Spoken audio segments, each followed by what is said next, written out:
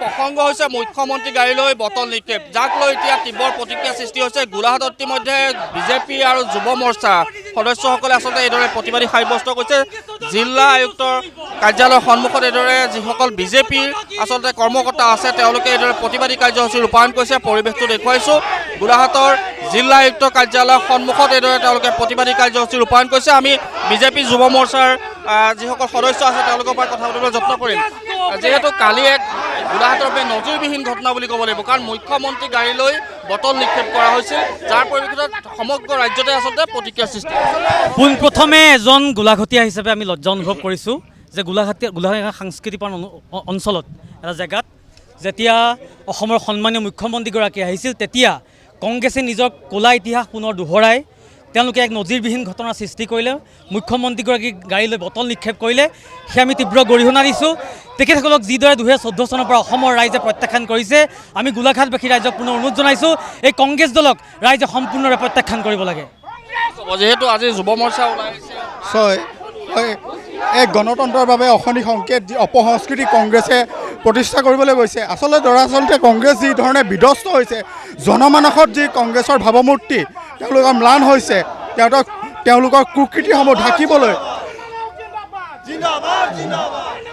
সকলোতে আমি দেখিছোঁ প্ৰতিবাদ প্ৰতিবাদ প্ৰতিবাদ হয়, সকলোতে প্ৰতিবাদ।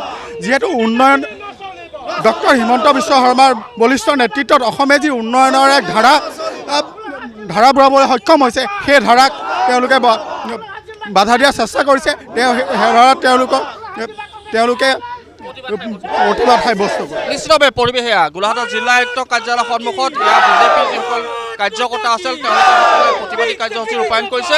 আৰু ক'ব লাগিব যিহেতু ৰাজ্যৰ মুখ্যমন্ত্ৰীগৰাকীলৈ কালি যি আচলতে বটল নিক্ষেপ কৰিছিল, তাৰ পিছতে এয়া পৰিৱেশ। হয়, আমি গোলাঘাট হিচাপে গোলাঘাটৰ বাসিন্দা হিচাপে আমি লজ্জিত। যোৱাকালি যি মুখ্যমন্ত্ৰী ডাঙৰে বাহনলৈ যি বটল নিক্ষেপ কৰিলে কংগ্ৰেছে, তেওঁলোকে নিজৰ চৰিত্ৰ উত্থাপন কৰিলে। আৰু এই গৰুবোৰকে ভেউন্ধা গুণ্ডা বাহিনী যি পৰি যায়, এই গুণ্ডা বাহিনী গোলাঘাটৰ ৰাইজে কেতিয়াও গ্ৰহণ নকৰে। স্বীকাৰ নকৰোঁ আমি এইটো। নিশ্চিতভাৱে চাওক, মুখ্যমন্ত্ৰীগৰাকী সমগ্ৰ মুখ্যমন্ত্ৰী, গতিকে গোলাঘাট জিলা কংগ্ৰেছ যিটো যোৱাকালি বটল নিক্ষেপ কৰি সমগ্ৰ গোলাঘাটবাসীক লজ্জিত কৰিছে। আমি আশা কৰিছোঁ গোলাঘাট জিলা প্ৰশাসনে যোৱাকালি যিসকল দুষ্কৃতিকাৰীয়ে মুখ্যমন্ত্ৰী কনভলৈ বটল নিক্ষেপ কৰিছিলে, তেখেতলোক অতি শীঘ্ৰে সকলোকে এজন এজনকৈ চিনাক্ত কৰি তেওঁলোক গ্ৰেপ্তাৰ কৰি তাৰ উচিত শাস্তি দিব লাগে। আমি আশা ৰাখিছোঁ গোলাঘাট জিলা কংগ্ৰেছে যাতে এনেকুৱা ধৰণৰ লজ্জাজনক কাৰ্যকলাপ সাহস নকৰে।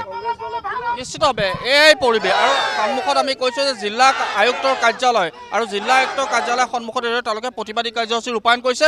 ইতিমধ্যে আমি কৈছোঁ যে গোটেই বিষয়টো সন্দৰ্ভত ৰাজ্যজুৰি প্ৰতিক্ৰিয়া অব্যাহত আছে সমান্তৰালভাৱে গোলাঘাট জিলাখনত, বিশেষকৈ গোলাঘাট জিলাখনত। কাৰণ কালিৰ দিনটো যিহেতু ৰাজ্যৰ মুখ্যমন্ত্ৰীগৰাকীৰ যি কনভয়, সেই কনভয়লৈ বটল নিক্ষেপ কৰাৰ পিছতে সমগ্ৰ ৰাজ্যজুৰি যি প্ৰতিক্ৰিয়াৰ সৃষ্টি হৈছিল, তাৰ সমান্তৰালভাৱে গোলাঘাট বিজেপি যিসকল আচলতে বিষয়ববীয়া আছে তেওঁলোকেও যথেষ্ট প্ৰতিক্ৰিয়া ব্যক্ত কৰিছে।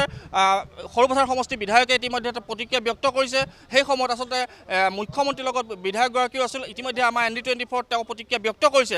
তাৰ সমান্তৰালভাৱে ক'ব লাগিব গোলাঘাটবাসীৰ বাবে এটা বেয়া দিন বুলিয়ে ক'ব লাগিব কালিৰ দিনটো, কাৰণ এনেধৰণৰ কাৰ্য আচলতে আগতে হোৱা নাছিল বা পূৰ্বতে হোৱা নাছিল বুলি এক প্ৰকাৰ বিজেপিয়ে দাবী কৰিছে। গণতান্ত্ৰিক প্ৰতিবাদ কৰা সকলোৰে অধিকাৰ আছে যদিও এনেধৰণৰ প্ৰতিবাদে কিন্তু গোটেই গোলাঘাট জিলাখনক যে জনমানসত হেয় প্ৰতিপন্ন কৰিছে, এয়া এক প্ৰকাৰ নিশ্চিত।